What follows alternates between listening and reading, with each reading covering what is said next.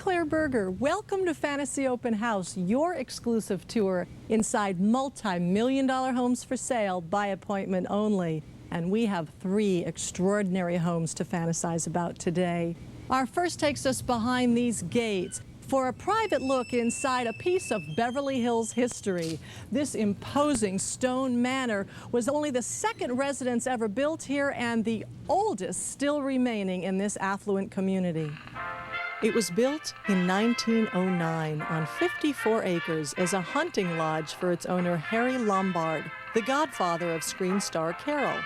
In 1919, the home was purchased by sporting goods magnate Silsby Spalding, who in 1922 became the first mayor of the new city called Beverly Hills. He turned this lodge into an elegant English manor house and added 5,000 square feet, giving the home a total of 22,000. It's remained remarkably unchanged today. Over the years, most of the property was sold off until 1992, when Greyhall was purchased by the late Herbalife mogul Mark Hughes.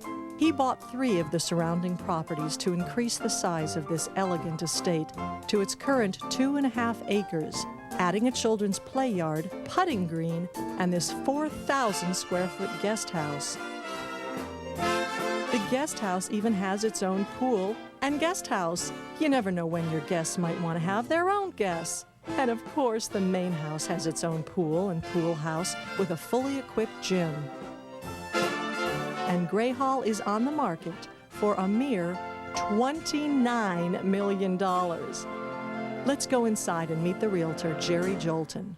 When you think in terms of a hunting lodge, you're not really thinking of Beverly Hills. I mean, it's a good sale, so this is really extraordinary. Originally, this had over 50 acres to the property, and it was created as a hunting lodge. Now, were these the original hunting lodge ceilings? No, what happened is Mayor Spalding, he added this whole section, this ballroom, and he brought in from a cathedral in Spain these ceilings and these 4 Corinthian columns. All of this are museum quality pieces. When people walk into this room, they're mesmerized. Yeah. And it's quite the vision. Because, you know, Jerry, not a lot of houses today have ballrooms. You know, so this is kind of special, don't you think? This in San Simeon. The step-up orchestra gallery is separated by the Corinthian columns. It's been reinvented as a gathering place with a built-in bar. And what they did with this property, this estate, is they maintained the quality, the craftsmanship. As you see on these doors, original hardware with the insignias of Greyhall make it very operative.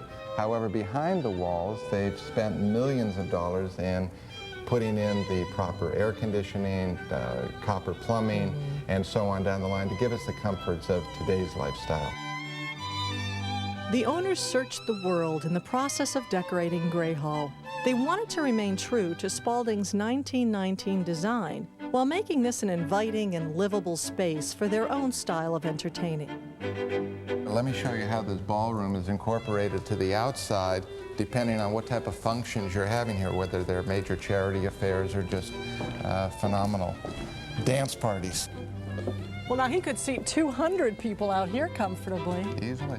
In fact, what he would do during the, when he would be entertaining from the ballroom, he would have the people come out here, and depending what season it was, he would either have it with wall sconces and pots and so on all over the place, or he would have the beautiful large tables and umbrellas for an afternoon brunch.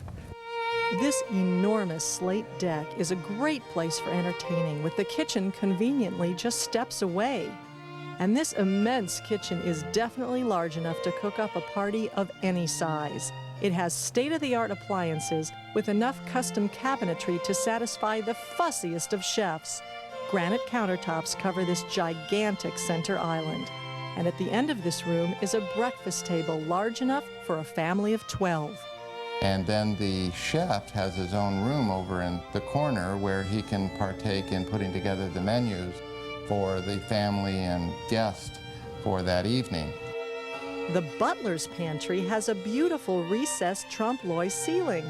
It leads us into the dining room. The ceilings here are from a castle in France. A great architectural concepts of old world craftsmanship was to create different ceilings in the various rooms. Here you notice that we have beautiful oil paintings in the medallions, and the way they created it is it's poured plaster in molds rather than carved from wood. This is an octagon-shaped room, and we believe this was the gun room of the original hunting lodge. The dark wood paneling was carved to match the 17th century English fireplace mantel.